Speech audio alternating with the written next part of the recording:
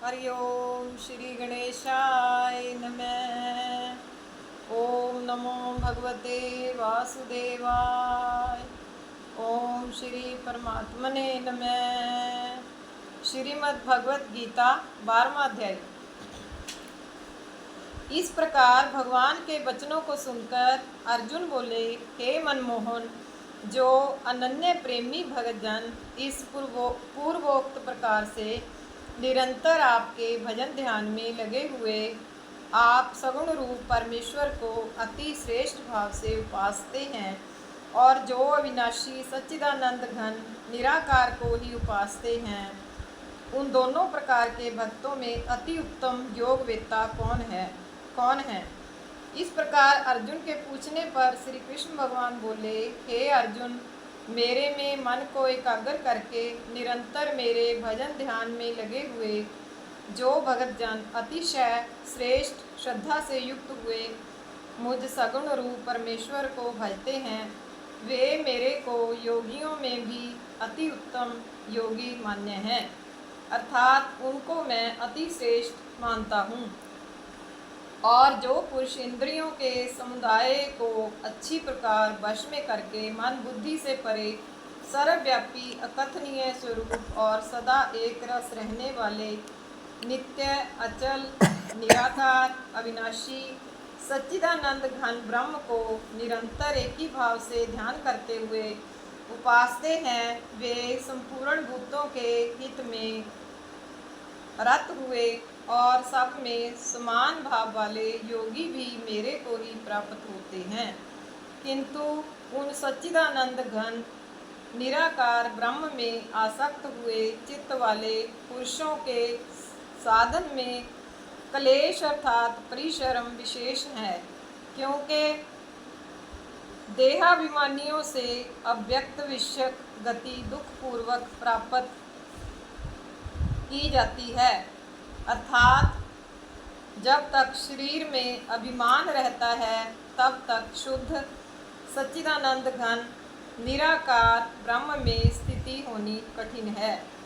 और जो मेरे परायण हुए भगत जन संपूर्ण कर्मों को मेरे में अर्पण करके मुझ सगुण रूप परमेश्वर को ही तैल धारा के सदृश अनन्य ध्यान योग से निरंतर चिंतन करते हुए भजते हैं, हे अर्जुन, उन मेरे में चित्त को लगाने वाले प्रेमी भक्तों का मैं शीघ्र ही मृत्यु रूप संसार समुद्र से उद्धार करने वाला होता हूँ। इसलिए हे अर्जुन, तू मेरे में मन को लगा और मेरे में ही बुद्धि को लगा। इसके उपरांत तू मेरे में ही निवास करेगा, अर्थात मेरे को ही प्राप्त होगा, इसमें कुछ भी संशय नहीं है। यदि तू मन को मेरे में अचल स्थापन करने के लिए समर्थ नहीं है, तो हे अर्जुन, अभ्यास रूप योग के द्वारा मेरे को प्राप्त होने के लिए इच्छा कर। यदि तू ऊपर कहे हुए अभ्यास में भी असमर्थ है, तो केवल मेरे लिए कर्म करने के ही परायण हो। इस प्रकार मेरे अर्थ कर्मों को करता हुआ भी मेरी प्राप्ति रूप सिद्धि को ही प्राप्त होगा, और यदि इसको भी करने के लिए असमर्थ है, तो जीते हुए मन वाला और मेरी प्राप्ति रूप योग के शरण हुआ सब कर्मों के फल का मेरे लिए त्याग कर, क्योंकि मर्म को ना जानकर किए हुए अभ्यास से प्रोक्ष ज्ञान श्रेष्ठ है, और प्रोक्ष ज्ञान से मुझ परमेश्वर के स्वरूप का ध्यान श्रेष्ठ है, तथा ध्यान से भी सब कर्मों के फल का मेरे लिए त्याग करना श्रेष्ठ है, और त्याग से तत्काल ही परम शांति होती है। इस प्रकार शांति को प्राप्त हुआ जो पुरुष सब भूतों में द्वेष भाव से रहित एवं स्वार्थ रहित, सबका प्रेमी और हेतु रहित दयालु है, तथा ममता से रहित एवं अहंकार से रहित, सुख दुखों की प्राप्ति में सम और क्षमावान है, अर्थात अपराध करने वालों को भी अभय देने वाला है, तथा जो ध्यान योग में युक्त हुआ निरंतर लाभ हानि में संतुष्ट है, तथा मन और इंद्रियों सहित शरीर को वश में किए हुए मेरे में दृढ़ निश्चय वाला है, वह मेरे में अर्पण किए हुए मन बुद्धि वाला मेरा भक्त मेरे को प्रिय है।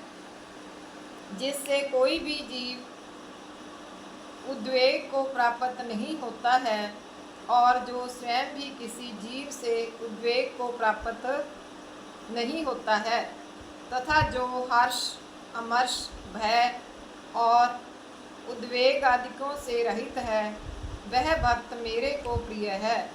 जो पुरुष आकांक्षा से रहित तथा बाहर भीतर से शुद्ध और चतुर है, अर्थात जिस काम के लिए आया था उसको पूरा कर चुका है, एवं पक्षपात से रहित और दुखों से छूटा हुआ है, वह सर्व आरंभों का त्यागी अर्थात मन, वाणी और शरीर द्वारा प्रारब्ध से होने वाले संपूर्ण स्वाभाविक कर्मों में कर्तापन के अभिमान का त्यागी मेरा भक्त मेरे को प्रिय है। जो ना कभी हर्षित होता है, ना द्वेष करता है, ना शोच करता है, ना कामना करता है, तथा जो शुभ और अशुभ संपूर्ण कर्मों के फल का त्यागी है, वह भक्ति युक्त पुरुष मेरे को प्रिय है। जो पुरुष शत्रु मित्र में और मान अपमान में सम है तथा सर्दी गर्मी और सुख दुख आदि द्वंद्वों में सम है और सब संसार में आसक्ति से रहित है, तथा जो निंदा स्तुति को समान समझने वाला और मननशील है, अर्थात ईश्वर के स्वरूप का निरंतर मनन करने वाला है, एवं जिस किस प्रकार से भी शरीर का निर्वाह होने में सदा ही संतुष्ट है और रहने के स्थान में ममता से रहित है, वह स्थिर बुद्धि वाला भक्तिमान पुरुष मेरे को प्रिय है। और जो मेरे परायण हुए अर्थात मेरे को परम आश्रय और परम गति एवं सबका आत्म रूप और सबसे परे परम पूज्य समझकर विशुद्ध प्रेम से मेरी प्राप्ति के लिए तत्पर हुए श्रद्धा युक्त पुरुष इस ऊपर कहे हुए धर्ममय अमृत को निष्काम भाव से सेवन करते हैं, वे भक्त मेरे को अतिशय प्रिय हैं। इति श्रीमद्भगवत गीता रूपी उपनिषद एवं ब्रह्म विद्या तथा योग शास्त्र विषयक श्री कृष्ण और अर्जुन के संवाद में भक्ति योग नामक 12वां अध्याय।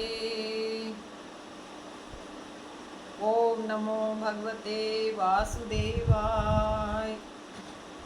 श्री कृष्ण गोविंद हरे मुरारे, हे नाथ नारायण वासुदेव।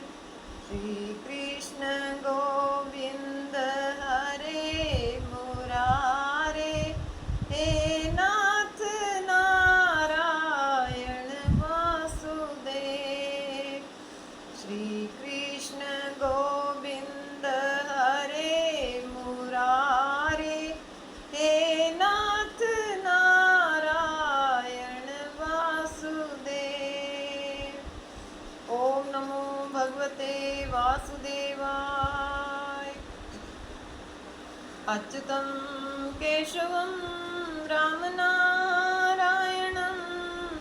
कृष्ण दामोदरं वासुदेवं हरिं श्रीधरं माधवं गोपिका वल्लभं जानकी नायकं श्रीरामचन्द्रं भजे। ओम नमो भगवते वासुदेवाय। ओम नमो भगवते वासुदेवाय। ओम नमो भगवते वासुदेवाय। बोल कृष्ण भगवान की जय।